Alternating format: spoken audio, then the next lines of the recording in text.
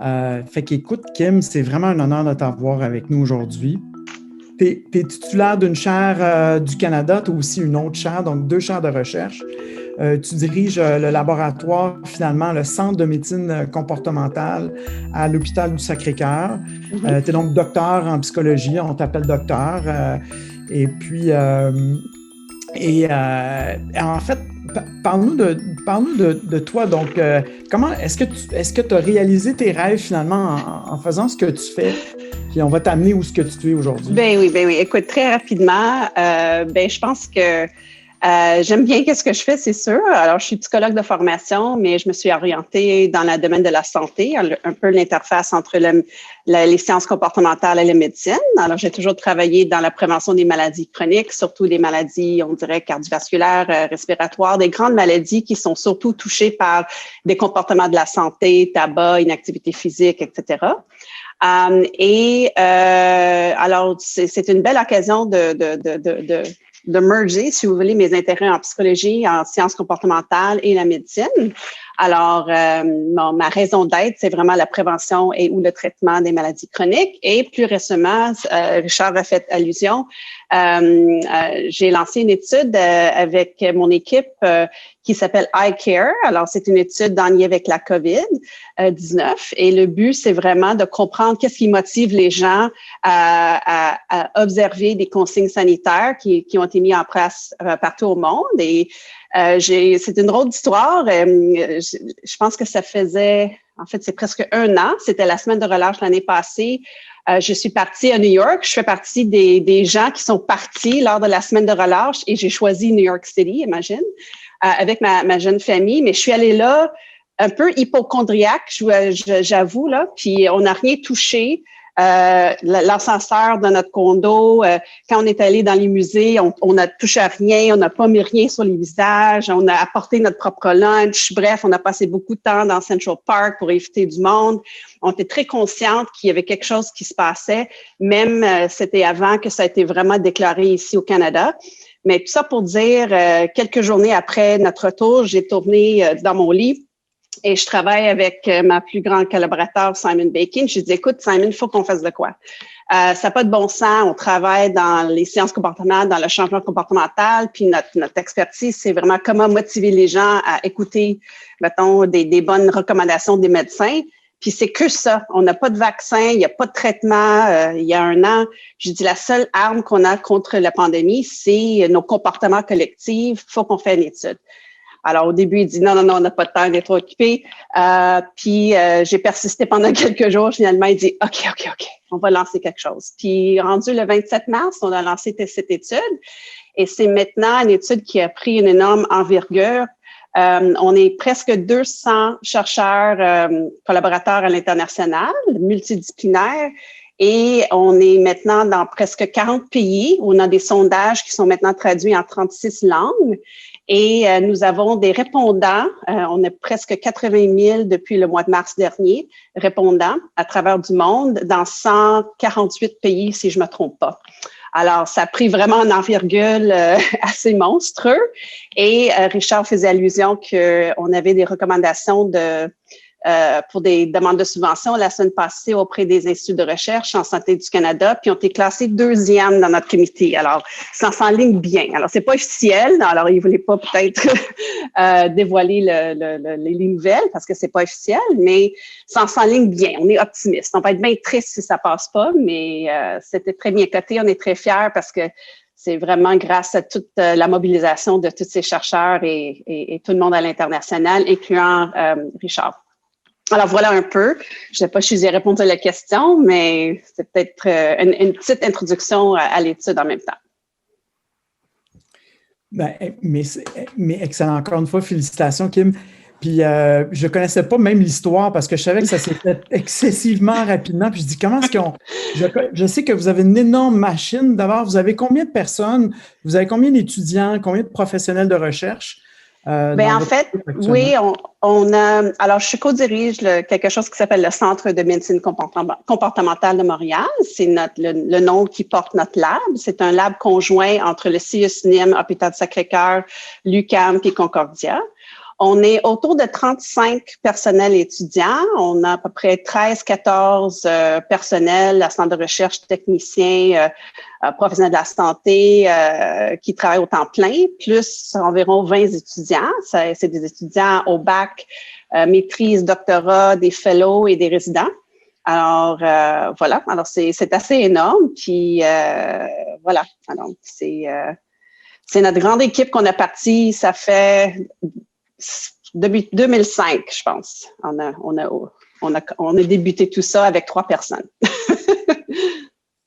Donc, c'est quand même assez impressionnant aussi de gérer cette grosse équipe-là et tous les autres projets. Vous faites beaucoup de projets sur les problèmes pulmonaires, l'aspect psychologique de l'asthme, etc. Là, donc, énormément de projets. Et donc, de comprendre qu'une équipe peut se revirer de bord comme ça en temps de pandémie, construire une des plus importantes études au monde, c'est déjà beaucoup. Kim, on t'a vu aussi beaucoup dans les dernières semaines, dans les derniers mois, dans tous les médias, en fait. Alors, entre autres, 24-60, écoute, je peux les nommer là, aux nouvelles, tu es vraiment partout. Et je voulais savoir par curiosité, comment est-ce que c'est ce travail-là de chercheur? Parce que les chercheurs sont souvent dans l'ombre, tu sais, on est de temps en temps, on nous demande notre opinion. Et là, vraiment, toi, en ce qui te concerne, on te demande même d'intervenir, que tu donnes ton opinion sur les politiques de M. Arruda, M. Legault et tout ça. Et c'est pas facile. Donc, comment tu te sens par rapport à ça et comment tu trouves ça? Tu te débrouilles bien, là, mais... Merci.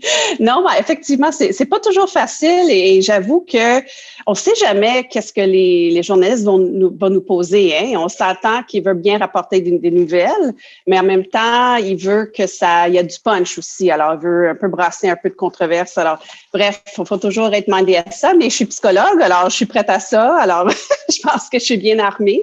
En plus, je travaille beaucoup dans les techniques de communication. Alors, je pense que ça m'aide beaucoup ce côté-là. Mais en fait, c'est une excellente question, Richard, et je pense que les chercheurs, ça fait partie de notre travail, notre job, en fait, d'être là pour justement vulgariser les données scientifiques, les informations médicales pour le grand public. Et je pense que j'ai beaucoup accepté d'être interviewée, entre autres parce que je vivais énormément de frustration, en fait, depuis le début de la pandémie, pas toujours en lien avec les politiques, mais définitivement au niveau de la manière dans laquelle ils ont été communiqués au public ou pas communiqués. Alors, une des choses qui m'a fait toujours réagir, c'est à quel point on ne respectait pas un peu des notions de base en sciences comportementales. Si vous voulez bien motiver les gens, ben en fait, qu'est-ce que j'ai vu depuis le début de la pandémie? C'est pas mal des choses à ne pas faire, OK? Alors, faut pas utiliser les messages qui visent à faire peur. Alors oui, ça peut fonctionner à très court terme, mais comme toutes les émotions sont très, comment je peux dire, temporaires, alors on peut être très fâché, très peur un moment, puis 30 minutes plus tard, ça passe, puis on n'est plus fâché ou plus peur. Et si on cherche à motiver les gens avec les émotions négatives, mais le problème, c'est que dès que ces émotions-là disparaissent, ben on perd notre motivateur. Alors, c'est juste un exemple pour vous donner pourquoi certains messages, on peut avoir l'impression, c'est le bon sens, que faut qu'on fasse peur aux gens en donner ces statistiques-là ou donner des images. Je ne sais pas si vous vous en souvenez, j'ai beaucoup réagi à ça, mais il y avait une campagne de publicité qui est sortie en septembre avec Francis. C'est un vrai patient qui est arrivé avec ça s'appelle quoi, un stoma? En français, je sais pas c'est quoi ça s'appelle. Voilà, mais un monsieur sympathique, 50 ans à peu près, en santé avant d'avoir été hospitalisé aux soins intensifs pour la COVID. Puis écoute, ça traînait partout. Puis si je me trompe pas, parce que vous êtes au Québec, il y avait beaucoup de réticence de la part de plusieurs Québécois. Il y a beaucoup de gens qui ont pensé, c'est pas un vrai patient, c'est un acteur. Bref, c'est exactement ça qu'on va prédire en sciences comportementales, en psychologie. Parce que si tu prends quelqu'un qui paraît comme trop différent que nous, ou on dirait que c'est pas crédible, ou bien ça fasse peur, ben qu'est-ce que ça fait chez les gens? Ça suscite beaucoup de résistance. Ça met les gens sur la défensive. Et c'est pas ça qu'on a besoin. On a besoin de ramasser les gens, de créer des sentiments de collectivité et tout. Il faut pas essayer de motiver en faisant peur. Ça ne marche pas.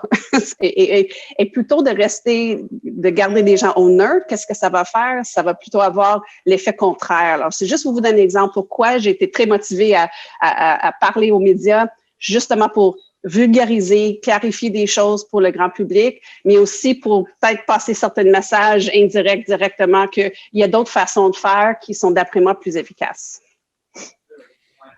Mais Kim, avoir quelqu'un comme toi et Simon et les gens de iCare qui produisent toutes ces données-là, en fait, je serais peut-être intéressé, moi, si j'étais un dirigeant, de vous inviter à la table pour prendre des décisions. Est-ce qu'on vous a invité au niveau de la santé publique du Québec et au niveau fédéral? C'est quoi votre implication?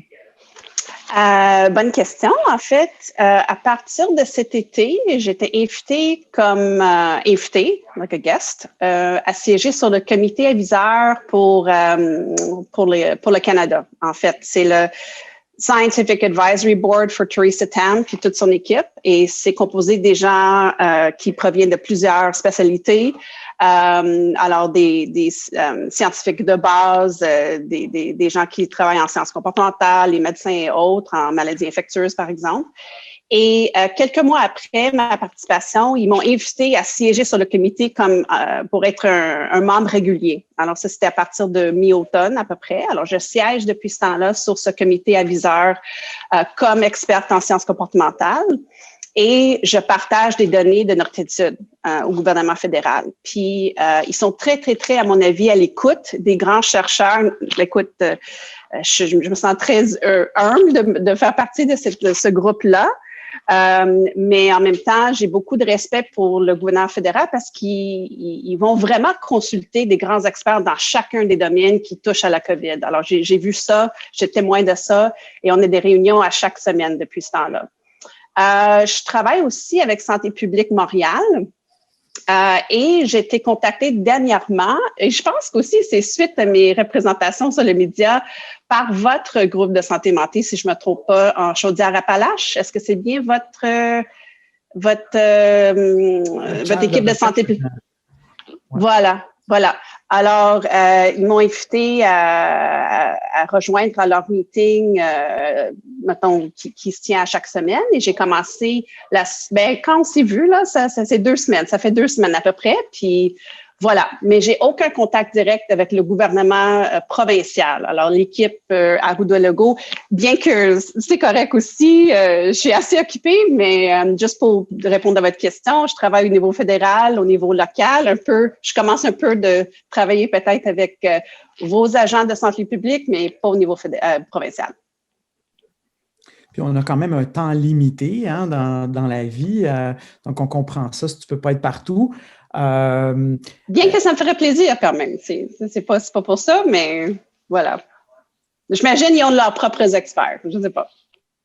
Bon, alors, c'est intéressant. Donc, est-ce que tu peux commenter, parce que c'est quand même un stage de leadership et d'innovation là, pour les personnes, plusieurs personnes qui sont ici aujourd'hui.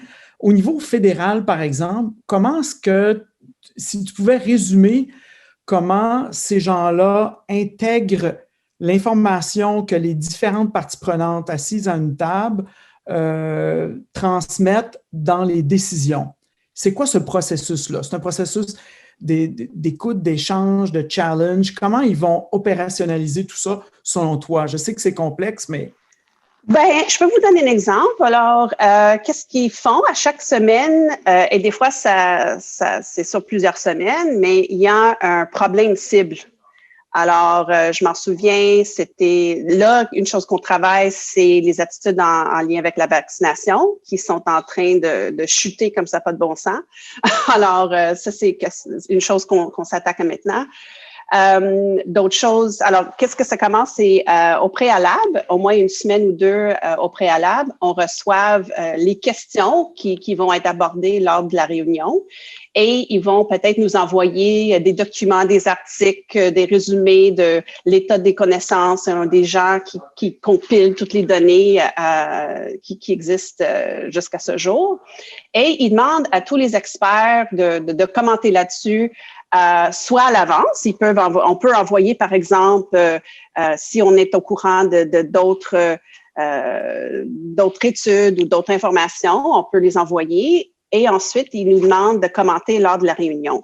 Et qu'est-ce que j'aime, c'est qu'ils donnent vraiment de la place à tout le monde. C'est pas que quand on a parlé, par exemple, de la contamination chez les minks. C'est quoi ça en français, les minks? Les petits écureuils, là, qui font des beaux, des fourrures, là. Minks en français, c'est quoi? Does anybody know? Anyway, des visons. Voilà, merci. Mais à un moment donné, il y a quelques mois, il y avait des éclosions sur des fermes. Et alors, on a discuté de ça, mais ils demandent quand même à tous les membres du panel, là, c'est quoi votre avis? Avez-vous des choses à apporter? Parce que même avec ça, il y avait des aspects comportementaux abordés parce que comment est-ce que ces animaux-là se sont fait infecter? Bien, c'est par des travailleurs dans les fermes. Ça n'a pas commencé chez des animaux. Alors, tout ça pour dire, j'ai toujours beaucoup apprécié ça, puis chacun a l'opportunité de contribuer à la discussion. Et si je peux donner peut-être un petit conseil à vos étudiants, c'est de ne pas avoir peur de partager qu'est-ce que vous savez. OK? On peut avoir on peut être gêné peut-être, de dire, OK, je suis jeune ou peut-être j'ai pas beaucoup d'expérience ou j'ai pas autant d'expérience que d'autres. Mais des fois, c'est des gens qui sont nouveaux, qui apportent peut-être les meilleures perspectives, quelque chose, vraiment une perspective plus frais. Et ça donne, je pense que c'est ça, c'est plus original des fois les perspectives des gens qui ont moins d'expérience. Et alors je vous encourage, même si vous manquez de confiance, de pas interpréter cette petite anxiété ou cette manque de confiance comme indicateur que vous devrez pas partager votre avis. Alors voilà. Merci Kim. Dis-moi. Dans toutes tes informations, donc on est dans le Living Lab Charlevoix, OK? Donc, et nous, on étudie les milieux ruraux, les urgences rurales en particulier depuis une dizaine d'années. On a parti ce Living Lab que tu connais parce que tu participes à ce Living Lab-là, en fait. Là, tu vas t'impliquer dans tout le volet wellness aussi. Tu l'as déjà lu à plusieurs reprises, en fait.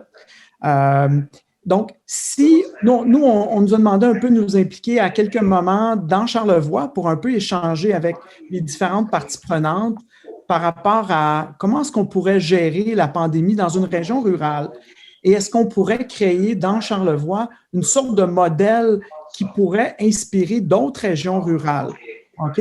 Donc, au niveau du dépistage, le port du masque, on s'est impliqué au début avec des artistes et tout. As-tu des idées là-dessus? Qu'est-ce que tu penses de cette idée-là de créer un genre de prototype de gestion d'une pandémie dans une région rurale? Je ne peux pas te dire qu'on a eu beaucoup de discussions avec la santé publique et plein de personnes ici présentes, là, mais à quelque part, on n'a pas été invité formellement à prendre position là-dedans, quoiqu'il y a toujours une belle ouverture, là, on est en bon terme avec les différentes personnes. Qu'est-ce que tu penses de ça? Est-ce qu'il y aura un potentiel de créer un state of the art de gestion de pandémie en région rurale? Un. Et deux, si toi, tu avais à t'impliquer là-dedans, qu'est-ce que tu ferais, mettons, dans une région comme Charlevoix que tu connais bien? Oui, pas une grosse question du tout. Ben écoute, je trouve ça très intéressant comme question et comme défi. Et ma réponse rapide, c'est oui. Et voici comment je vais répondre à ça. Je pense qu'une chose qu'on sait très bien maintenant, c'est qu'on va s'en sortir de cette pandémie ensemble ou pas du tout. Alors, tout ce qui va peut-être créer une sens de solidarité avec nos voisins, nos familles, notre communauté, c'est pas une maladie qui affecte nous ou juste notre famille. Là. C'est quelque chose, toutes nos actions, toutes nos décisions qu'on prend risquent d'affecter toute notre communauté. Et je pense que où on a vu vraiment des plus gros succès à travers du monde, et ça, c'est une des choses qu'on a appris avec notre étude iCare, c'est vraiment où tout le monde s'entendait sur l'objectif du jeu et tout le monde s'entendait sur les stratégies pour y arriver. Et je pense que c'est une chose qui manque ici au Québec et je pense que ça manque aussi au Canada. Alors, si je prends l'exemple d'Australie, c'est pas rural, okay, mais c'est quand même un bel exemple d'un pays qui va très bien comparativement à nous et c'est un pays aussi avec qui on peut se comparer parce qu'on est très similaire côté géopolitique. OK? Ça vaut pas la peine de se comparer avec la Chine parce que c'est des pommes et oranges. Mais tout ça pour dire, une chose qu'ils ont faite, c'est que parce que c'est divisé en provinces, un peu comme nous, en Australie, puis tous les leaders, tous les équivalents des premiers ministres, ils se sont rejoints pour s'entendre sur sont quoi les règles pour chacun des provinces et c'est quoi un peu des algorithmes pour décider quand est-ce qu'on va mettre en action des politiques, quand est-ce qu'on va les enlever. Et avec ce système où tout le pays s'entendait sur c'est quoi l'objectif en termes du nombre de cas, hospites, etc. et c'est quoi les règles du jeu, voici comment on va y arriver. Ils ont eu des très beaux succès à contrôler la pandémie. Alors, je pense que qu'est-ce qu'on peut faire dans un milieu rural, c'est de modeler ça. Qu'est-ce qu'on peut atteindre si on s'entend sur l'objectif du jeu? Alors, c'est quoi le pointage qu'on a besoin d'obtenir pour gagner?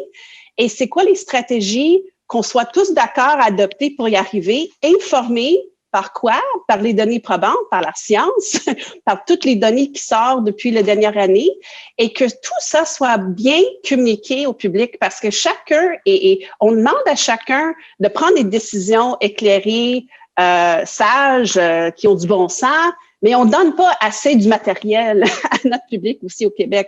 Et c'est une de mes plus grosses problèmes avec la gestion.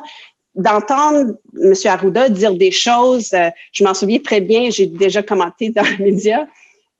J'essaie d'assister à toutes les conférences de presse et quand un journaliste avait demandé à M. Arruda, quand ils ont annoncé le couvre-feu, sont quoi les données probantes pour dire que c'est une stratégie qui va être efficace? Sa réponse était, il n'y en a pas de données probantes. Oh là, parce que c'est pas vrai. OK? C'est pour ça que j'ai réagi. C'est pas du tout vrai. Alors, j'étais très rapide de clarifier ce point-là, ce soir-là, le lendemain, pour revenir là-dessus, parce que c'est justement comment ne pas motiver votre public à écouter des consignes qui coûtent très cher, OK, mais qui sont importants à adopter. Alors, tout ça pour dire, je pense que on peut prendre des petits villages, des endroits ruraux comme chez vous, pour modeler un peu ce genre de façon de répondre. Et comme un peu on a vu dans l'Atlantique, je ne sais pas si vous avez suivi tous les chiffres là-bas, bien que Newfoundland, Terre-Neuve, ça va mal depuis l'introduction des variants, mais ça c'est une autre affaire, mais jusqu'à maintenant, ils s'enlignent très bien. Pourquoi? Parce que les 4 provinces se sont entendues pour créer leur propre bulle et tout le monde était très d'accord à participer et c'est pour ça qu'ils ont des taux le plus bas au Canada. Alors, je pense que c'est peut-être une réponse très longue, mais voici un peu qu'est-ce que je pense de ça. C'est un excellent point. Il t'amène les maritimes. En fait, on a d'ailleurs Dr. Liu qui est avec nous aujourd'hui, qui a été beaucoup impliqué aussi dans les maritimes dans cette prise de décision et qui travaille aussi avec nous dans le Living Lab. Donc, c'est un honneur. Salutations, Joanne. J'espère qu'on aura l'occasion vous connaissez bien aussi, toi et Dr. Liu. Est-ce que, Richard, je peux ajouter un dernier truc en lien avec ça, à part que si vous voulez changer de track, mais juste un petit exemple. J'étais approchée par la ville de Lac-Mégantic. Ça, c'était l'été passé. Ils m'ont contacté parce qu'ils voulaient appliquer pour, en fait, obtenir un fonds qui provenait les fonds de recherche en santé du Québec pour payer un artiste de créer une œuvre d'art qui était pour mettre dans leur ville, dans leur village, pour symboliser la solidarité ou symboliser quelque chose en lien avec la pandémie, en tout cas. Alors, il faudrait trouver un chercheur avec qui ils pouvaient faire partenaire pour développer un peu le concept en arrière de cette œuvre d'art. Je ne sais pas comment, mais ils m'ont trouvé. Et c'était moi, leur chercheur. Puis, on a obtenu le fonds. Ils ont obtenu le fonds avec notre petite application. Et ils ont pu engager un artiste local pour créer une énorme murale. Finalement, on s'est entendu sur un mural et on a discuté des concepts. Et les concepts qu'on a exploités, qu'on a dit, sur quoi qu'on va focuser, c'est vraiment ces notions de solidarité face à l'adversité et que, encore une fois, on va y arriver ensemble ou pas du tout. Alors, tout ça pour dire, c'est une autre, peut-être façon, une autre activité que vous pouvez adopter dans votre région, justement pour ramasser tout le monde autour de quelque chose commun. Voilà. Excellent point. On a fait ça avec les artistes de Charlevoix. Donc, comment favoriser le port du masque? Donc, au début, en fait, ce n'était pas encore obligatoire, là, les masques. Donc, les artistes, Jean-François Racine, Guy Paquette, et il y en a beaucoup, ont fait des tableaux, en fait, des tableaux, de superbes masques de très, très grande qualité. En passant, on fait beaucoup de recherches pour choisir ces masques-là. Et on a fait une vidéo de ça. Ça a eu comme presque 30 000 views sur Facebook. Donc, et on pense, la Santé publique de Québec nous a dit qu'on pense que ça a eu un impact sur le port du masque ou la gestion de pandémie en région. En tout cas, c'est un effort collectif avec Charlevoix. Fait que excellente idée. Je suis content de savoir que tu es là-dessus. Moi, je vais te poser une dernière question. Je vais céder la parole à nos stagiaires dans un premier temps. Tu sais, Kim, c'est énorme la quantité de travail que tu fais. Je te vois aux nouvelles sans arrêt. Comme je participe aussi à votre étude, tu sais, je vois juste un peu sommairement ce qui se passe. J'ai juste le tip of the iceberg, si on veut. J'imagine juste le nombre d'heures que tu investis là-dedans avec ta jeune famille. Aussi, ta maman aussi qui est âgée, qui était très malade aussi durant la pandémie. On a un volet wellness, comme tu sais, dans notre stage et tout ça. Comment tu fais pour prendre soin de toi et dans tout ça? Parce que tu as l'air quand même bien. Et comment tu fais pour garder la tête au-dessus de l'eau, là? C'est une excellente question. Bien que je fais beaucoup, j'ai appris au fil des années à mettre des limites comme il faut. Alors, j'ai beaucoup appris à dire non à des choses et des fois, je vais jamais laisser des gens, mettons, comment je peux dire, sans aide, mais je vais essayer quand je pourrais de les référer à des collègues pour des choses que je ne peux pas faire. Mais je pense qu'une des choses qu'il faut vraiment respecter vos propres limites. Alors, travailler les soirs et week-ends, j'ai arrêté ça quand je suis devenue un peu chercheur autonome.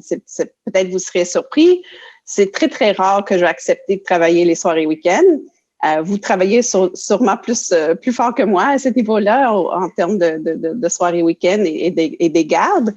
Mais je pense que, comme je dirais à n'importe quel de mes patients ou mes clients, il faut vraiment prendre soin de vous au niveau de base. Il faut bien dormir, il faut bien manger, il faut trouver du temps pour faire un peu d'activité physique.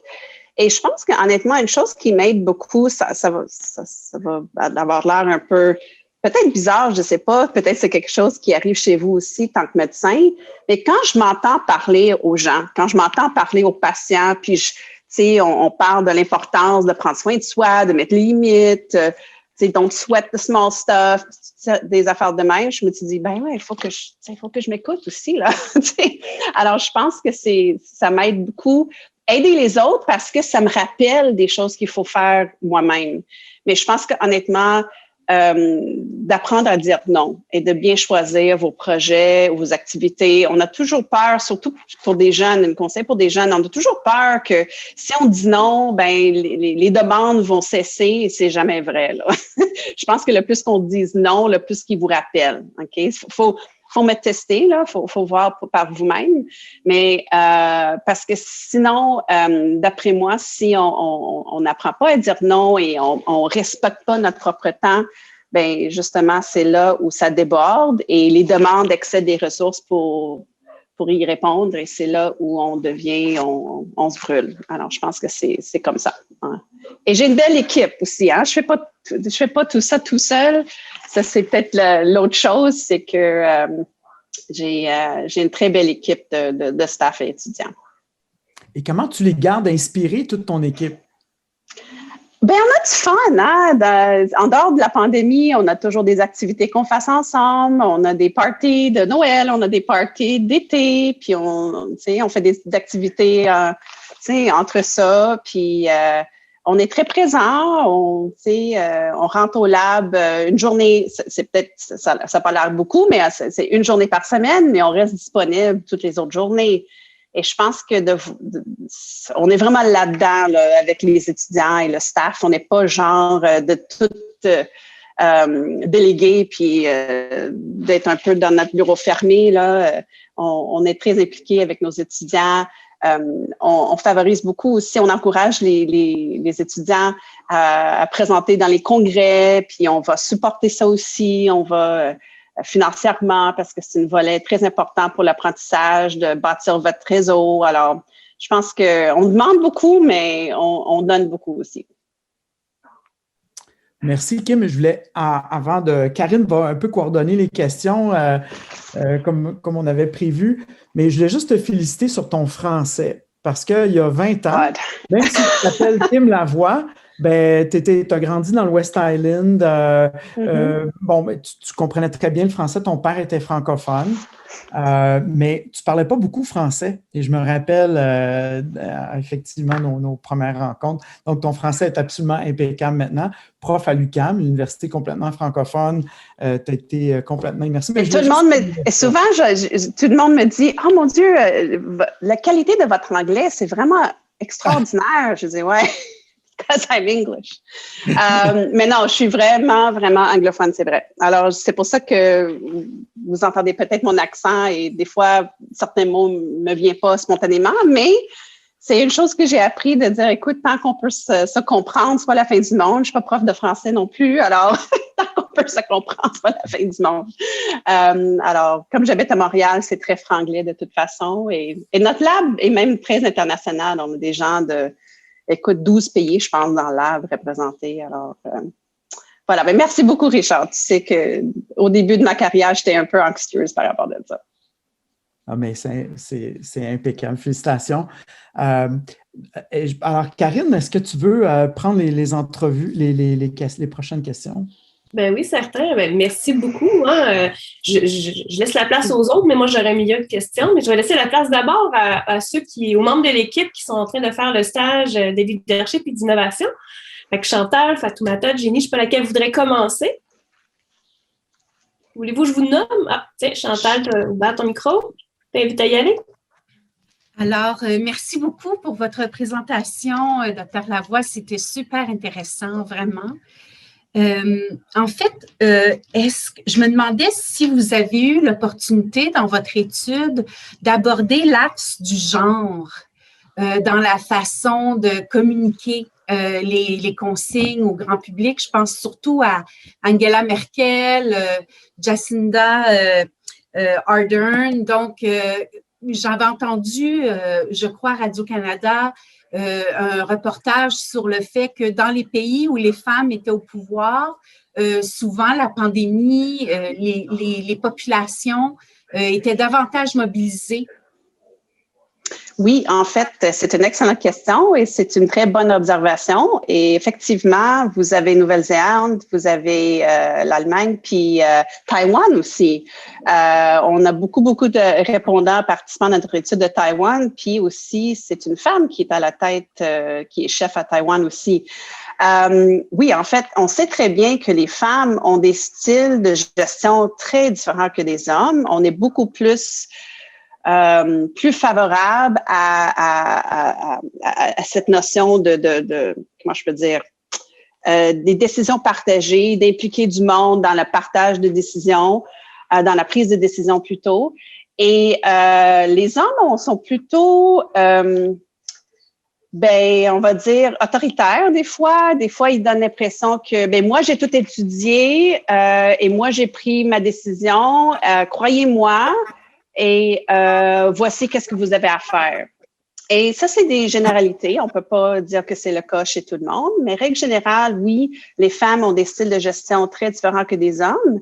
Et c'est vrai que dans certains pays qui sont gérés par les femmes, ils sont sortis mieux. Je pense pas que c'est, comment je peux dire, comme on ne peut pas changer notre genre ou notre sexe, dans le fond, j'aime moins peut-être arrêter sur ces facteurs ou déterminants-là parce qu'il n'y a pas grand-chose qu'on peut faire. Cependant, on peut apprendre, on peut plutôt étudier qu'est-ce que ces femmes-là ont fait pour bien s'en sortir dans leur pays. Et peut-être de voir, et si on veut étudier ça de façon empirique, mais pourquoi est-ce que les hommes ou les hommes chefs n'ont pas adopté ces stratégies-là? Okay? Pas question homme-femme, mais plutôt mettre le focus sur les stratégies qui sont mises en place. Et une chose dans laquelle je travaille, c'est comment motiver les gens à changer leur comportement, à changer leurs attitudes. Mais ça s'applique autant aux politiciens qu'aux médecins, qu'aux patients.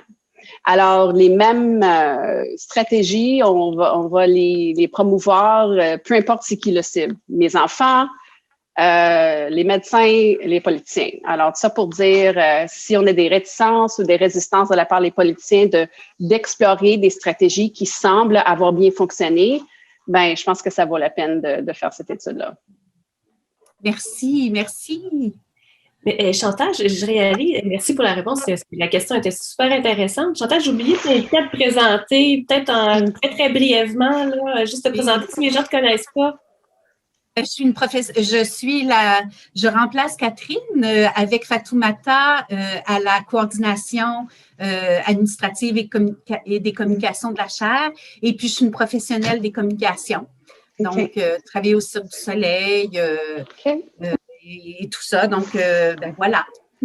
Merci. Une chose que je peux rajouter qui peut être intéressante si vous vous intéressez à la question du sexe, du genre, c'est à quel point les impacts de la pandémie étaient nettement plus graves chez les femmes comparativement aux hommes de tout âge et partout au monde. Ça, c'est un phénomène qu'on a observé dans tous nos pays à travers du monde. Et c'est intéressant parce que les femmes sont plus observantes que les hommes dans chacun des pays étudiés. Alors, ça veut dire qu'ils respectent plus les consignes.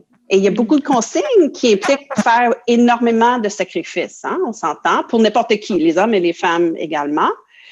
Et on a vu aussi que c'est peut-être nourri ou expliqué par le fait que les femmes ont beaucoup plus de préoccupations en lien avec la pandémie de toutes sortes. Non seulement des préoccupations en lien avec la santé, mais des préoccupations en lien avec les finances personnelles, l'économie, le fait que je peux pas voir ma famille, mes parents. Alors, tout ça pour dire, ils portent plus le fardeau de la pandémie côté psychologique, côté inquiétude, anxiété et autres, et ils portent aussi plus de responsabilité pour respecter des consignes. Alors, tout ça pour dire, ils se retrouvent comparativement aux hommes dans ce genre de cercle vicieux qui fait que, en bout de ligne, ils sont plus anxieux, plus déprimés, plus frustrés, plus isolés, plus affectés en termes d'emploi et perte de revenus. Bref, dans toutes les sphères, c'est nettement pire chez les femmes. Et ça, c'est un phénomène qu'on observe, comme j'avais mentionné, à travers du monde. C'est très inquiétant. Ouais. Merci. Même la pandémie fait une iniquité de genre. Mm-hmm. Merci. Donc, Fatoumata, est-ce que tu veux poursuivre puis te présenter rapidement? Oui. Bonjour, moi, c'est Fatoumata. Donc, je suis la coordonnatrice scientifique au sein de la chaire et je viens de terminer un doctorat en épidémiologie sur le virus du papillome humain chez les travailleurs du sexe en Afrique. Je suis beaucoup plus spécialisée en maladies infectieuses, les maladies sexuellement transmissibles, les IST, et puis le VIH, particulièrement en Afrique. Il y a quelque chose qui m'a beaucoup interpellée lors de votre présentation. Vous avez dit que les mesures qui font peur, ça ne marche pas, ça marche juste à court terme. Moi, ça m'interpelle parce que quand je regarde un peu le contexte africain, généralement, les maladies qui ne tuent pas, les gens ont moins peur. Par exemple, quand je prends le VIH, au début de l'épidémie, il y avait beaucoup de décès parce qu'il n'y avait pas de traitement. Donc, les gens avaient peur, donc les gens faisaient de plus en plus attention. Mais quand le traitement ARV a commencé, on a senti un énorme relâchement de comportement parce que c'est devenu une maladie chronique, ça ne tue plus. Et pour la COVID, c'était la même chose. Quand ça a commencé au début, on n'avait pas beaucoup de cas. quand on a eu la deuxième vague en décembre, les gens en décédaient beaucoup. Les gens ont commencé à porter le masque. Mais actuellement, on a moins de cas, on a comme 2-3 cas. Et on voit encore ce relâchement de comportement. Donc, en quelque sorte, c'est comme sans la peur, les autres mesures sanitaires, ça ne marche pas. Comment vous expliquez ça? C'est une excellente question. Je me demande si on ne confond pas la peur avec la perception de l'importance, des consignes sanitaires. Alors, je pense qu'une chose qui manque, c'est vraiment une explication de comment telle consigne va réduire la propagation du virus. Et voici, avec les vraies données, là, qu'est-ce qui se passe. Alors, quand je dis que les émotions négatives ne sont pas des bons motivateurs à long terme, c'est parce que les émotions et même la peur, comme émotion, c'est très court. Alors, même dans votre exemple, les gens qui avaient peur de mourir du sida ou autre, ils ne se promènent pas avec une peur 10 sur 10 dans leur vie quotidienne tous les jours. Mais ils se promènent avec quoi? Une crainte, ou une préoccupation en lien avec ça. Et qu'est-ce qui rentre en compte? C'est qu'est-ce que j'appelle à chaque fois qu'ils nous demande de faire quelque chose en lien avec la pandémie, on fait une analyse coût-bénéfice. Et plutôt que ça soit la peur, c'est plutôt cette perception ou cette analyse coût-bénéfice.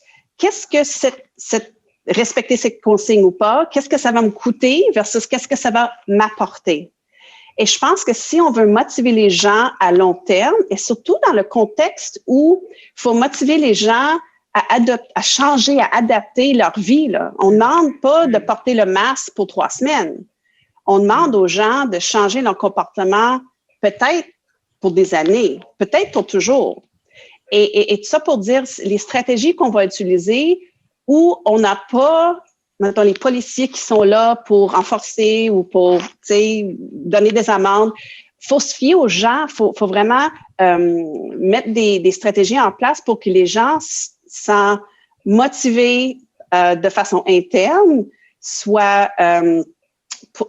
et qu'ils soient capables de, qu'est-ce qu'on appelle, auto-réguler leur comportement. Et qu'est-ce que ça veut dire? C'est on veut viser des stratégies où les gens vont vouloir mettre en place, vont vouloir respecter des consignes parce qu'ils croient que c'est important et ils croient que ça va leur apporter quelque chose qui a de valeur. Et je pense que c'est ça qui manque. Alors, tout ça pour dire, il ne faut pas confondre, d'après moi, l'émotion de la peur versus une inquiétude ou une préoccupation qui est valide. Et je pense que qu'est-ce qu'on observe avec la COVID, c'est que à cause des certaines lacunes dans la communication et une manque de transparence tant qu'au partage de données au Québec, ça laisse les gens beaucoup arriver à leurs propres conclusions, qu'est-ce qui fonctionne, qu'est-ce qui fonctionne pas.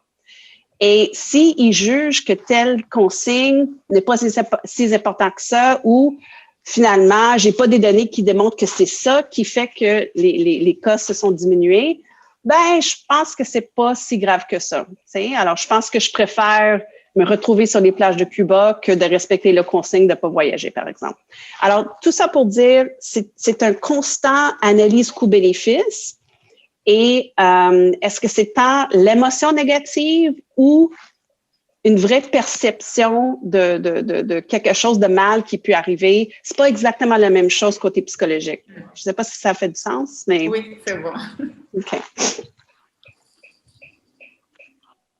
Donc, j'inviterai Jenny et Nicolas à poser la question, puis j'invite à ceux que la conversation, la section de conversation n'est pas ouverte, de l'ouvrir parce qu'il y a des commentaires super intéressants, là, entre autres de Dr. Dionne. Donc, si vous voulez regarder ça en même temps, puis peut-être que Dr. Lavoie, vous pourrez réagir aux commentaires en même temps. Oui, en fait, les coûts-bénéfices, juste rapidement, je vois la question dans le chat. Les analyses coûts-bénéfices sont toujours personnelles. C'est toujours différent d'une personne à l'autre. Et c'est pour ça que les gens, le fait qu'on se retrouve dans tout le même contexte, avec tout le même but du jeu, mais tous les gens prennent des décisions très différentes sur le terrain. Et c'est justement parce que les coûts et les bénéfices sont pas égaux chez tout le monde. Et c'est pour ça qu'on observe autant de différences dans les réponses. C'est pour ça qu'il y a des gens qui m'appellent pour dire « Ah, tu sais, sur 24/60, vous n'avez pas dénoncé les gens qui ont pris des voyages pendant les fêtes. Je dis, ouais, mais c'était pas illégal. Puis, en fait, pour eux, c'était plus important de partir et de se retrouver dans un autre environnement que de rester ici avec... Et je suis qui, moi, pour dire qu'ils n'ont pas raison? T'sais, mes valeurs, mes priorités sont peut-être pas les tiens. Et c'est qui a raison dans tout ça? Tu vois? C'est peut-être un peu philosophique, mais tout ça pour dire, comme chacun font leur propre analyse, ben chaque équation est différente et chaque résultat est différent. Merci beaucoup. Il faut s'entendre. C'est d'autant plus pourquoi il faut s'entendre. Sinon, we're not going to get there.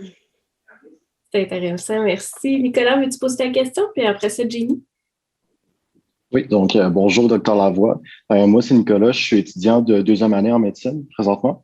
Puis je me demandais, en fait, si vous avez dit que certaines personnes sont réticentes un peu par rapport aux informations du coronavirus, puis des fois sont un peu dans la peur. Puis en tant que futur médecin, je me demande, c'est quoi la meilleure façon d'approcher ces personnes-là sur une base individuelle, puis de leur regagner la confiance un peu en notre système de santé, puis en les médecins qui ont perdu la confiance, puis de peut-être les informer de la bonne information. Hein. Bien, c'est une excellente question et je pense qu'il faut adopter une approche collaborative avec vos patients. OK? Il ne faut pas adopter l'approche que c'est toi l'experte qui a toutes les réponses et vous êtes juste là pour livrer ou pour prescrire, soit les médications ou des comportements ou des décisions. Alors, la meilleure façon, bien, pas la meilleure, mais une façon, c'est dépendamment de qu'est-ce que vous parlez. OK? Alors, si on parle, par exemple, de tout ce qui est en lien avec la vaccination, juste de commencer à dire, écoute, Monsieur Tremblay, les vaccins vont bientôt sortir, seront disponibles bientôt. Qu'est-ce que vous pensez faire quand ça va être votre tour? Et ça va permettre à votre patient, sans connaître votre opinion là-dessus, de partager un peu son opinion, ses intentions de se faire vacciner. La sélection débutera après cette publicité. Oups, est-ce que c'est moi ça? Alors, ça te permet d'un peu évaluer son attitude et son intention. Et s'il dit, ben, il partage le fait qu'il y a des préoccupations, il est inquiète, il n'est pas trop sûr, il est hésitant, ben, par la suite, je dirais de demander la permission de partager un peu d'informations avec lui. Pas de tout de suite lancer pour dire non, M. Tremblay, tout est beau, tous les vaccins ont été bien développés en toute sécurité, toutes les règles ont été respectées, vous n'avez pas à vous inquiéter. Qu'est-ce que ça va faire? Ça va lui faire sentir comment, Nicolas? Non, c'est correct, vous n'avez pas d'affaire à vous inquiéter, il va faire sentir comment? Ça serait quoi la réaction de votre patient? Ben, il va peut-être être un peu défensif, j'imagine. Exactement. J'ai pas besoin de vous donner une atelier là-dessus parce que vous êtes être humain et c'est probablement comme ça que vous répondrez. C'est exactement ça. Et c'est parce qu'on n'a pas pris au sérieux ces préoccupations et entre nous, là, on est peut-être 20 sur l'appel, il y a des raisons, en guillemets, d'être préoccupé. OK? Ça ne veut pas dire que dans les faits, c'est pas une bonne idée de se faire vacciner. Non. Mais la manière comment tout était communiqué, on parle maintenant des nouvelles technologies qui ont été utilisées avec le développement, le fait que les vaccins ont été développés, écoute, à l'intérieur d'1 an, c'est comme un world record. Alors, pas que dans les faits, ils ont à s'inquiéter, mais je pense que c'est légitime de poser ces questions-là. Alors, qu'est-ce qui est important, Nicolas, c'est de créer un environnement avec votre patient où il sent à l'aise de partager ses craintes sans peur des reproches ou que tu minimises ou tu dis « Oh non, M. Tremblay, faites-vous-en pas de ça, ça va être correct. » Un peu « Tiens, tu sais. » Évitez ça justement parce que ça va juste augmenter sa résistance et tu vas le perdre. Il va juste... Et si je peux vous donner un petit truc aux jeunes médecins, si vous avez Bob devant vous, voici Bob. Bob est le patient. À chaque truc que tu lui dis, il bobe sa tête. Oui, docteur. Oui, docteur. Oui, docteur. C'est pas un bon signe. C'est un patient qui est pas engagé, qui s'implique pas et il a juste hâte que ça se termine. OK? Alors, partagez l'information avec M. Tremblay. Suite à donner un peu d'information, arrêtez, donnez pas trop. et dire qu'est-ce que vous pensez de ça. Okay? Et donner toujours, Nicolas, de l'information que je dis neutre, pas comme je pense que tu devrais, c'est juste non, selon les études, voici comment ils ont été développés, voici l'efficacité, qu'est-ce que ça veut dire, qu'est-ce que vous en pensez de ça? OK? Et face à une information donnée par son médecin qui est très persuasif, OK? Une chose qu'on a posée dans notre étude, c'est qui les acteurs qui vont vous persuader le plus à adopter des consignes sanitaires, à vous faire vacciner et tout. Et l'avis du médecin, de son propre médecin, ça comptait pour beaucoup. Il trace beaucoup plus vous que M. Legault. OK? Vous avez énormément de pouvoir. Chaque médecin devant son patient, vous êtes sur la première ligne. Et ces conversations-là, d'après moi, vont être cruciales pour s'assurer que le maximum de gens se font vacciner. Et l'autre chose qu'on a découvert aussi dans l'étude, c'est que devinez, okay, parmi tous les groupes qui sont ciblés pour la vaccination, okay, en priorité, on parle des patients qui sont vieilles, des travailleurs de la santé, on parle des patients avec des maladies chroniques. Parmi ces trois groupes-là, sont qui ont des attitudes le moins favorables, qui ont le moins d'intention à se faire vacciner parmi ces trois groupes-là? Devinez, dans le chat ou de vive voix. Patients avec maladies chroniques, travailleurs de la santé ou patients des aînés. Guess. Maladie chronique. Pardon? Maladie chronique. Maladie chronique, OK. Qui d'autre? Les travailleurs de la santé. OK. Travailleurs de la santé. Anyone else? Richard, qu'est-ce que tu en penses? Anyone? Peut-être les travailleurs de la santé aussi, j'imagine. OK. Pourquoi, Nicolas? Pourquoi tu penses les travailleurs de la santé? Ben j'imaginerais qu'ils ont déjà une opinion là-dessus et que ça serait plus difficile comme, de les convaincre peut-être. OK. Est-ce que moi, je vais avoir la difficulté à te convaincre de te faire vacciner? Non. OK. OK. Alors, une vote pour des patients, deux votes pour les travailleurs. One more. Une autre personne? C'est dans le chat. Travail de la santé, des aînés. OK. By far, de loin, les travailleurs de la santé. De loin. C'est en train de chuter l'intention de se faire vacciner. C'était un high au pic de la première vague. Autour de 90% des gens à travers du monde étaient prêts à se faire vacciner. Maintenant, chez les travailleurs de la santé au Canada, et ça, c'est des données représentatives que nous avons, à peine 45%. À peine 45% disent extremely likely to get vaccinated. Alors, on est en train de gruger là, pour mieux comprendre pourquoi. Et une donnée qui est sortie aux États-Unis dernièrement, c'est que les militaires aux États-Unis refusent de se faire vacciner. Encore très problématique. Alors, on a du travail à faire. Et pourquoi je soulève ce point? C'est parce que si un travail de la santé a ses propres incertitudes, ou il lui-même n'est pas convaincu, mais comment il va réagir face à son patient?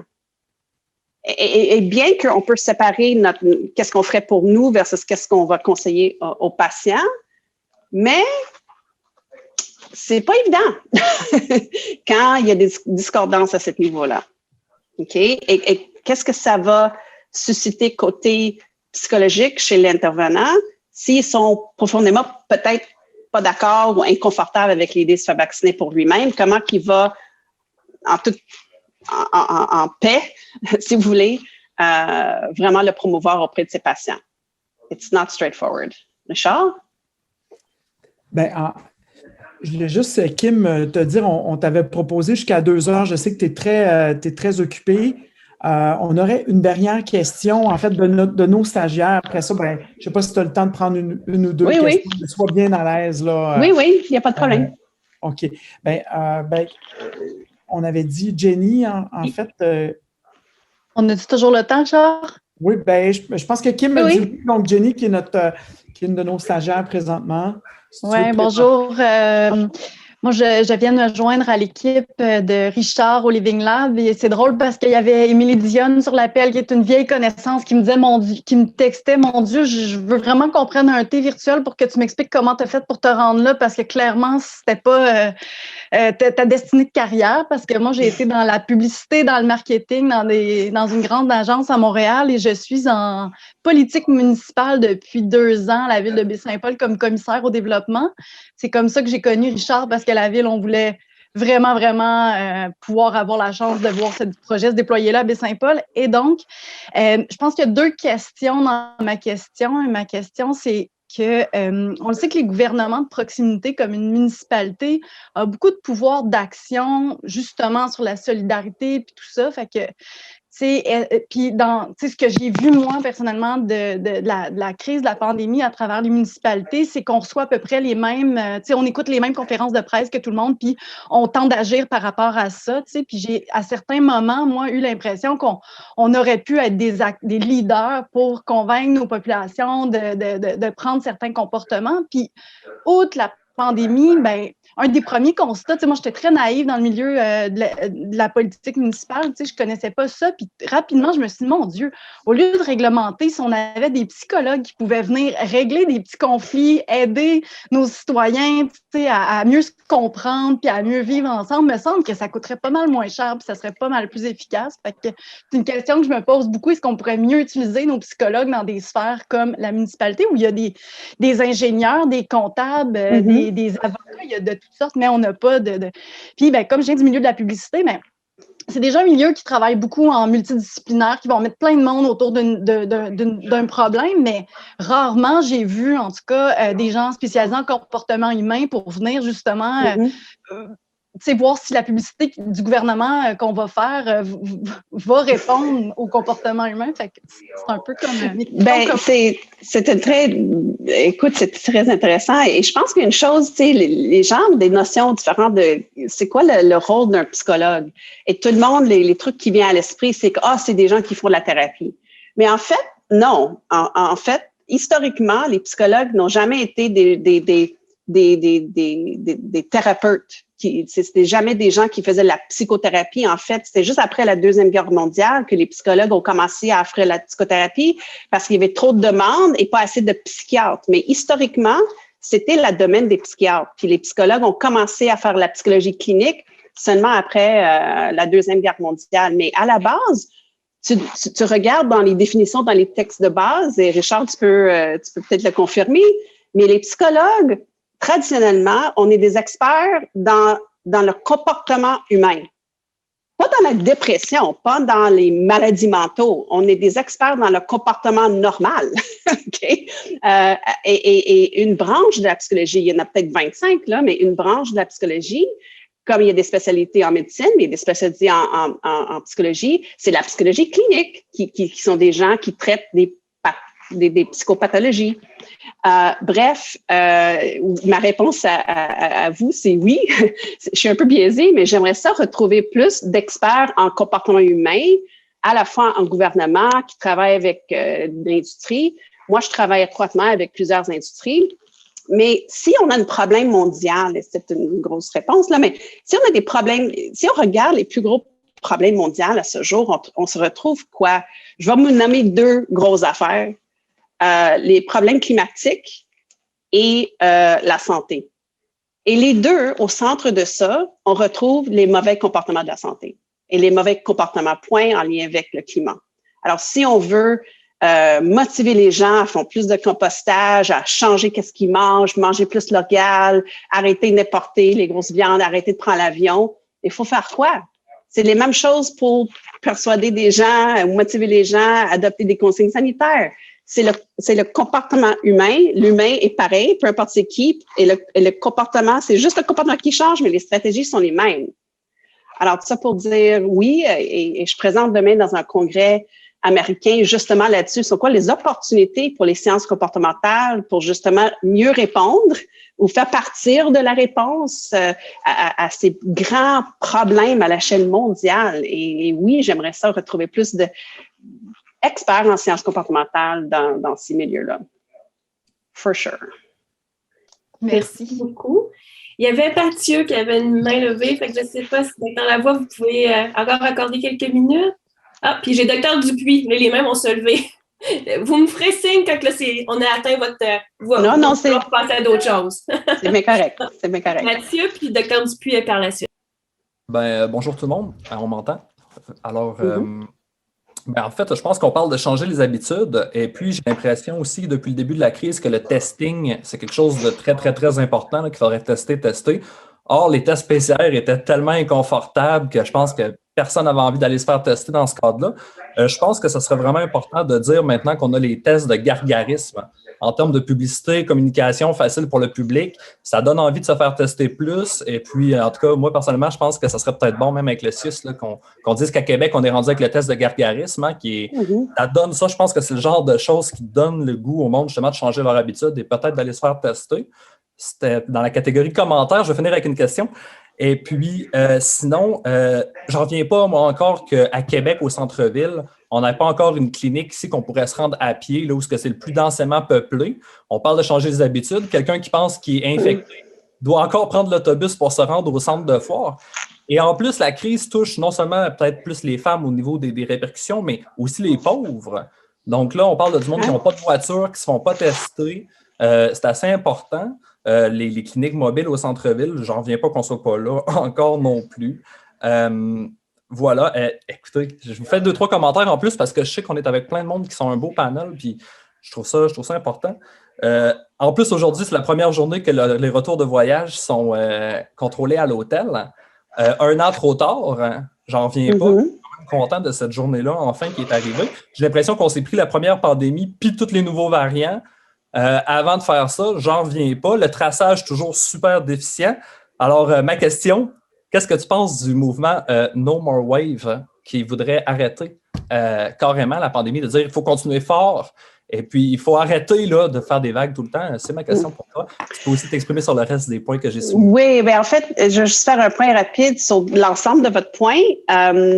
Une des modèles comportementaux qui fonctionnent très bien pour conceptualiser et nous guider un peu dans nos interventions comportementales, c'est un modèle qui s'appelle le COMBI.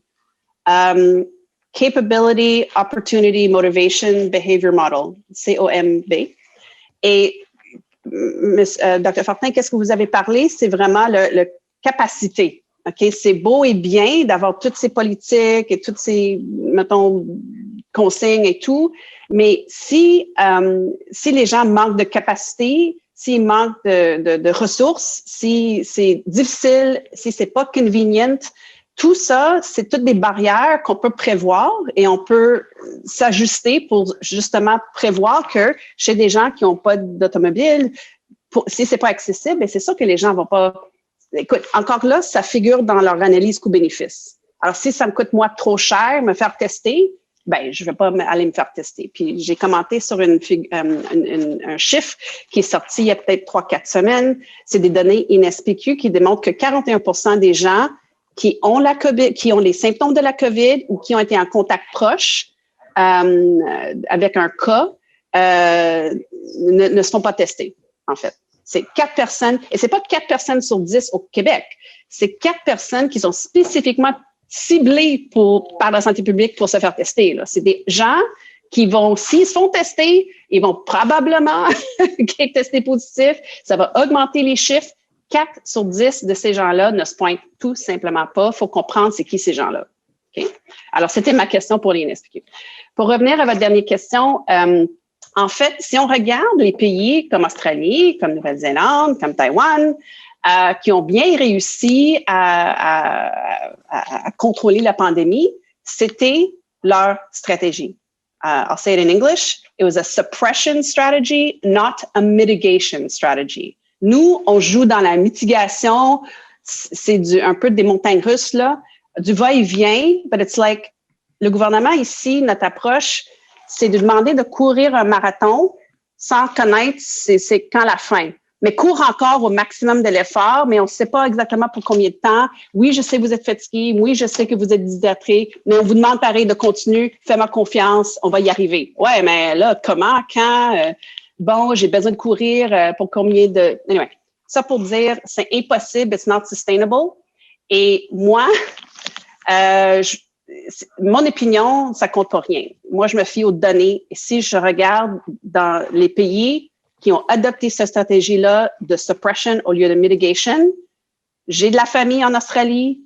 J'ai mon beau-frère qui a eu ses 40 ans il y a quelques semaines. Il y avait 40 personnes dans sa cour sans masque. Aucun problème. Les stades sont remplis. I'm like really wishing I was living in Australia right now. Alors, ça pour dire, mon opinion, ça compte pour rien, mais si je me fie aux données, les pays qui ont adopté cette stratégie-là vont très bien. Il faut sortir des politiques, là. Il faut faire ce qu'il y a à faire, parce que même si on utilise l'argument de l'économie, ça c'est mon opinion, mais je pense que c'est soutenu par les données aussi, on ne peut pas avoir une économie qui thrive là, en contexte de pandémie. It's impossible. So, un vient pas avec l'autre. Anyway. Ben, merci beaucoup. C'est vraiment une réponse super intéressante. J'aborde dans votre sens. En passant, je ne suis pas docteur. Hein. Moi, je suis designer graphique, vidéaste, et puis c'est moi qui ai fait la vidéo des masques avec les stagiaires là, dans Charlevoix et je travaille pour la chaire de recherche. Voilà. Et d'ailleurs, voyez-vous, rien que sur le sujet Cuba, là, moi, j'en suis jamais revenu. Aussi, on disait tout le monde, là, ils vont faire le party, ils ramènent la COVID ici. Mais dans le temps, il y avait bien plus de COVID au Québec qu'à Cuba. Je pense que le vrai discours empathique aurait été de dire aux gens, amenez pas la COVID là-bas. C'est des pauvres en plus. Et puis là, non, c'est vrai. Et puis ça aurait été la vraie empathie, jamais au cœur du message. Ouais. Et Air Canada continue à faire de la publicité pour qu'on aille dans le sud pas cher. Ça va contre tout l'investissement qu'on fait dans l'autre sens. Voilà. Mais je pense que la décision de M. Trudeau par rapport des voyageurs et tout ce qui se passe maintenant, on aborde, je vais vous dire, on a abordé le sujet lors de nos comités. Là. Puis en donnant mes 2 cents, j'écoute.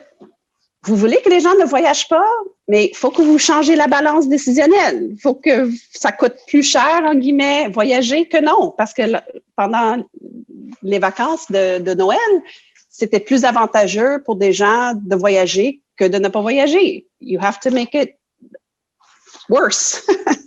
Les coûts doivent être plus grands. Maybe some of you won't be happy that I said that, but that's how you change behavior. Docteur Dupuis, voulez-vous prendre la parole? Puis après ça, je pense qu'on va conclure. Ouais. Votre micro est fermé, Docteur Dupuis. C'est quelqu'un qui m'a muté. Merci beaucoup. Une question qui me préoccupe depuis très longtemps, puis je pense que vous avez peut-être une partie de la réponse. Est-ce que tu penses que si les cibles avaient été quantifiées concernant la chute des cas au Québec ou au Canada et que par rapport au nombre, il y ait des bénéfices que la population reçoive, mais en fonction de l'atteinte des cibles? Et je prends juste un exemple. À 3000 cas, on demande telle chose. À 2000, on demande telle chose. Si vous atteignez 500 ou 300 pendant 2 semaines, il va arriver telle chose. Moi, je pense qu'une partie de la confusion, de la non-confiance, c'est que, en fait, la population n'a pas de cible à atteindre. Puis tantôt, je t'entendais dire exactement ça, qu'on fait un marathon, mais on ne sait pas quand est-ce qu'il finit. Moi, il me semble que si on me disait à 200 cas, il va arriver telle chose. Mais à chaque fois qu'on s'approche d'une cible, on ne sait pas pourquoi. Il y a des relâchements des mesures, mais la population ne sait pas pourquoi. Elle est juste contente de les avoir, mais ne sait pas pourquoi. Alors, que penser de calibrer le nombre de cas par rapport aux objectifs, par rapport aux contraintes? Dr. Dupuis, je suis 150% d'accord avec vous. C'est exactement ça qu'ils ont fait en Australie. La population savent très bien que rendu tel nombre de cas, tel nombre d'hospices, voici qu'est-ce que ça va être déclenché, côté positif, côté négatif. Et c'est comment, d'après moi, je suis totalement d'accord avec vous, on met tout le monde ensemble dans le même jeu avec le même but. Alors, si le voisin joue pas comme il faut, ah bon? Mais le voisin aussi, il sait aussi qu'est-ce qu'il fait et qu'est-ce qui va arriver parce que là, tout le monde est responsable. Et on sait très bien maintenant qu'est-ce qu'on devrait atteindre et les consignes sont là pour s'assurer qu'on y arrive. Alors, ça pour dire, je suis totalement d'accord avec vous. Je trouve ça très, très, très décevant. Je pense qu'on a manqué énormément d'opportunités de lier qu'est-ce que les gens font avec les bonnes affaires et qu'est-ce que les gens font avec des mauvaises affaires, bien que c'était plus populaire cette approche-là, taper ou punir quand ça va mal, plutôt de renforcer quand ça va bien. Mais si vous voulez que les gens autodirigent leur comportement dans la vie de tous les jours, il faut qu'ils savent, mais c'est quoi l'objectif? Et qu'est-ce que je fais là? Ça semble me rapprocher de cet objectif ou l'inverse? Mais sur un scope de population et pas individuel, mais tout le monde ensemble avec ce même objectif, avec ces mêmes stratégies-là, c'est comme ça, d'après moi, qu'on va y arriver et c'est ça qui manque ici au Québec.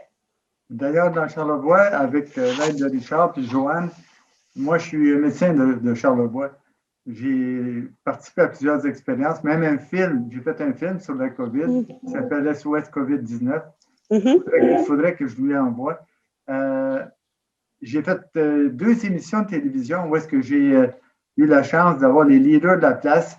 Puis tout ça pour avoir, dans le même sens que tu avais dit, un discours inclusif et participatif venant de la part des leaders de la place économique, artistique, etc. Juste avant que les chiffres baissent dans Charlevoix, on se demande toujours si on a eu un effet. On ne peut jamais, en fait, on a beaucoup de difficultés pour savoir si nos interventions ont eu un effet. Je veux juste terminer dans l'importance de la classe politique dans les milieux ruraux. Je pense qu'elles ont été au Québec fortement silencieuses. Elles ont passé à côté d'aider beaucoup leur communauté dans l'établissement de ces cibles-là à respecter, parce qu'ils sont les maires et les mairesses sont dans les villages et il est encore temps, il aurait pu jouer un plus grand rôle dans cette espèce de motivation ciblée, que collectivement, on puisse baisser les chiffres pour être capable d'avoir une réponse positive, une récompense. Merci beaucoup. De rien. Et je peux ajouter un dernier point disant qu'on a demandé aux gens à travers du monde, chez 80 000 personnes, qu'est-ce qui va vous motiver à respecter les consignes dans votre pays? Et on va donner une longue liste de trucs avec une champ ouverte et tout. Est-ce que vous aimeriez savoir c'est quoi que les gens ont dit dans presque tous les pays comme le number one reason, ou le truc numéro 1? Dites-moi comment mes sacrifices, en fait, d'écouter des consignes, portent fruit. Montrez-moi exactement, Dr. Dupuis, de quoi qu'on parle. Montrez-moi comment tous les sacrifices, ça donne à quelque chose. OK? Parce que maintenant, cette manque de cohérence entre les données, les chiffres, les objectifs et les politiques, le fait que maintenant, depuis quelques semaines, tout est ouvert maintenant, ici à Montréal, écoute, c'est pas soutenu par les chiffres, là. Notre taux de positivité n'a pas chuté tant que ça pour mériter ça. Bref, cette manque de cohérence, ça vient saboter la motivation des gens dans le contexte actuel et c'est ça qui est problématique. Merci de renforcer ce que je crois. Tout à fait. Et c'est intéressant, Kim, parce que on a ici, je ne vais pas vous mettre sur le spot, là, parce que Dr. Dupuis a parlé quand même des maires, des préfets, des régions, là, comme des régions rurales. Comment c'est.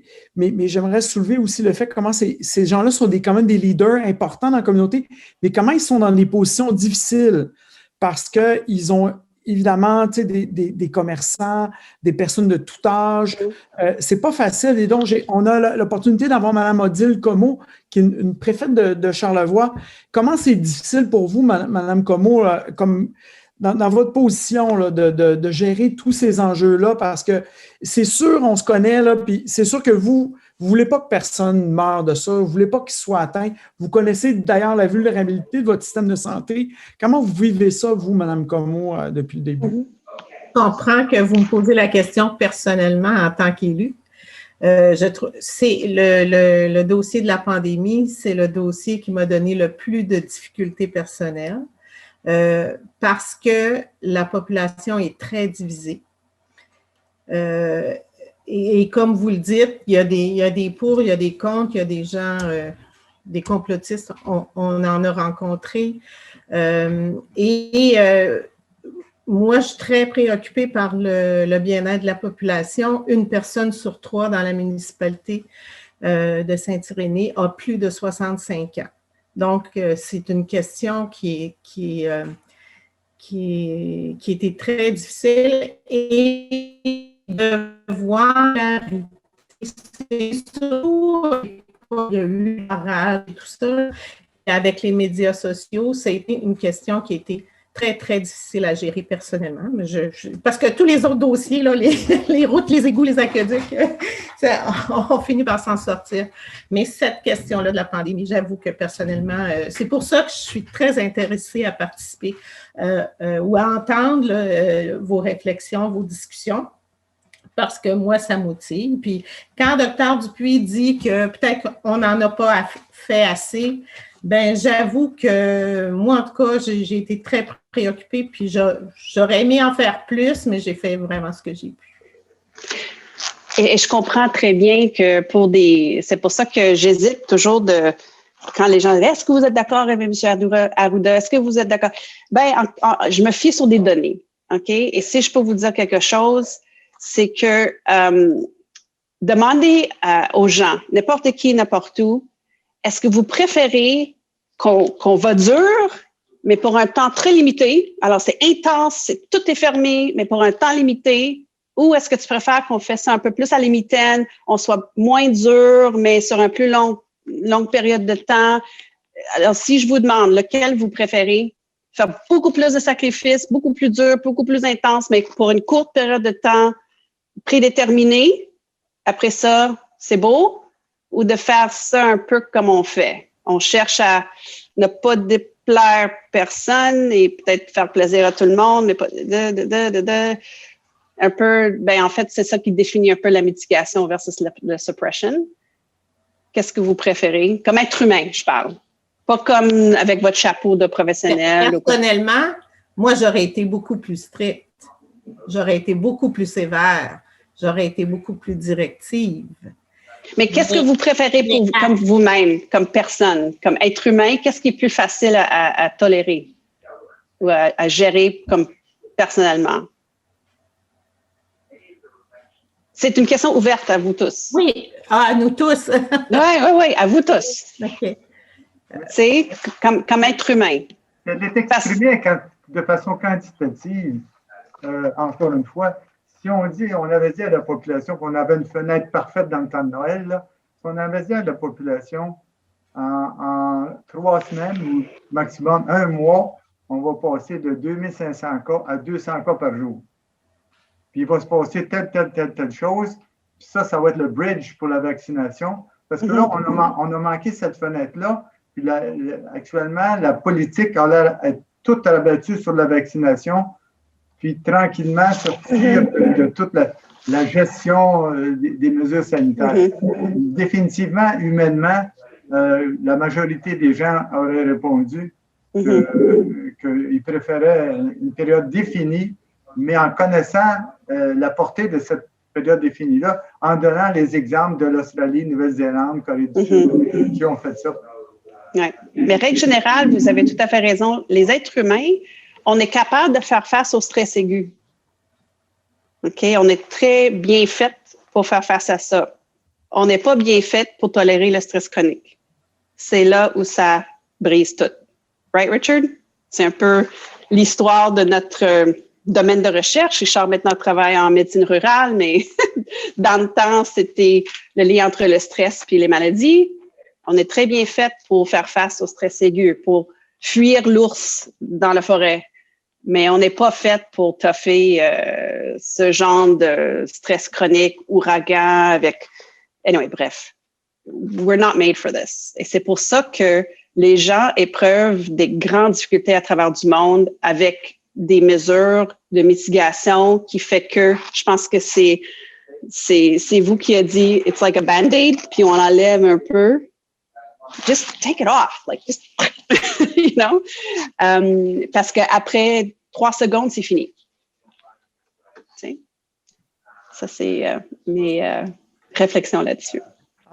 C'est intéressant. Une dernière réflexion, docteur, il faut l'aborder parce qu'on est ensemble. Quel est le rôle de la politique dans le refus d'accepter des politiques comportementales? C'est une très bonne question. En fait, la politique ne devrait pas figurer à nulle part là-dedans, dans ces décisions-là. Et je pense que c'est pourquoi, à ma connaissance, Colombie-Britannique sont sortis un peu mieux parce qu'il me semble que c'est Dr. Henry qui prend les décisions, qui est la porte-parole de tout et de tout. Mais c'est peut-être pas réaliste. Il y a des enjeux politiques, veut pas. Et les politiciens seront toujours en conflit d'intérêts à quelque part. Et je suis pas là pour le juger ou le critiquer, c'est juste un fait. Parce que à la fois, les politiciens sont responsables, oui, pour la santé, mais aussi pour l'économie, puis se préoccupent de la prochaine élection. Alors, c'est pas bon ou pas bon, c'est comme ça. Alors, c'est pour ça que c'est difficile de prendre des décisions qui sont purement apolitiques. Justement parce que les politiciens sont par définition en conflit d'intérêts. And I'm not judging it. It's just what it is. It's just parce qu'il veut bien faire, puis il peut pas bien faire s'ils sont pas réélus. Non, c'est pas compliqué.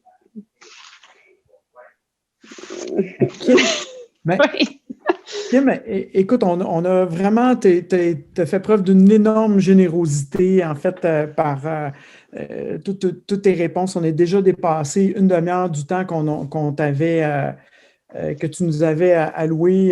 Et juste te dire merci infiniment pour cette participation, toute cette sagesse. J'espère que ça a aidé les personnes ici. On a pu voir vraiment une grande leader en pandémie. Donc, vous avez vu Joanne Liu aussi sur l'écran aujourd'hui. Je pense que Joanne devait quitter. Mais vous avez vu Joanne Liu, vous avez vu plusieurs autres grands leaders, en fait, en temps de pandémie, qui étaient ici même aujourd'hui pour t'écouter, Kim. Et c'est un moment historique pour nous de t'avoir ici. Et pour moi, en tout cas, ça me fait vraiment plaisir parce qu'on se connaît depuis longtemps. J'espère que tu pourras continuer à contribuer à nous aider à se sortir de là. Et je pense qu'on va de plus en plus t'interpeller dans le leadership de tout ça. En tout cas, nous, on va continuer de passer le message que tu dois faire partie de ça. Et vous pouvez m'aider en complétant notre sondage iCare. Vous faites icarestudy.com et vous pouvez le partager dans tous vos réseaux. C'est très simple. C'est à peu près 15 minutes de votre temps. On a des sections pour des travailleurs de la santé. On évalue tout. C'est en continu. Partagez ça avec tous vos amis, tous vos collègues. Parce que moi, j'appelle ça, c'est votre sondage. Nous, on est là pour collectionner des données sur un peu le pouls de la population pour justement mieux répondre à vos besoins. Okay? Ce n'est pas les experts dans leur petit coin qui ont les solutions, c'est nous tous qui ont des solutions. Alors. Donc, on nous interpelle à être des participants des sujets dans ton projet. Ça va nous faire vraiment plaisir. On a des étudiants aussi à la maîtrise, au doctorat qui vont te contacter bientôt pour participer à ton étude aussi. Donc, merci infiniment, Kim, et merci à vous tous d'être là aujourd'hui dans cette nouvelle série là, des grands entretiens du Living Lab Charlevoix. Fait que je vous souhaite à tous une très belle journée et merci à tous. Merci beaucoup. Prenez soin de vous.